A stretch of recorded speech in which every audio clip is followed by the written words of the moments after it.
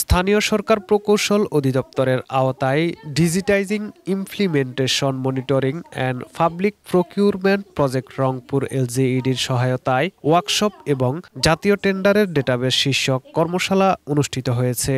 5 মে দুপুরে আরডিআরএস বেগম রোকেয়া হল রুমে দিনব্যাপী এলজিইডির আয়োজনে কর্মশালায় প্রধান অতিথির বক্তব্য রাখেন এলজিইডি অতিরিক্ত প্রধান প্রকৌশলী মোহাম্মদ লুৎফুর রহমান। এ সময় তিনি বলেন, ইজিপির নিয়ম অনুযায়ী সবাই টেন্ডার ড্রপ করবেন।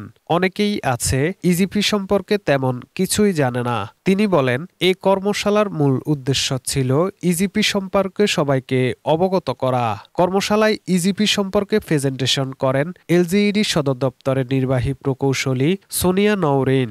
এ সময় অন্যান্যদের মধ্যে বক্তব্য রাখেন নির্বাহী প্রকৌশলী মোহাম্মদ গোলাম ইয়াজদানি, নির্বাহী প্রকৌশলী মোহাম্মদ শাহজাহান আলী, সহকারী প্রকৌশলী এলজিইডি রংপুর ও ডিআইএমএ ফিফিফি এর সদস্যগণ।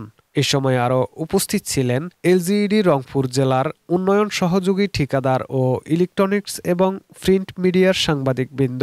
যখন এগুলো দিবেন সবগুলোর স্ট্যাটাস দেখাবে পেন্ডিং, একটা স্ট্যাটাস তখন আপনার অ্যাপ্রুভড হয়ে যাবে।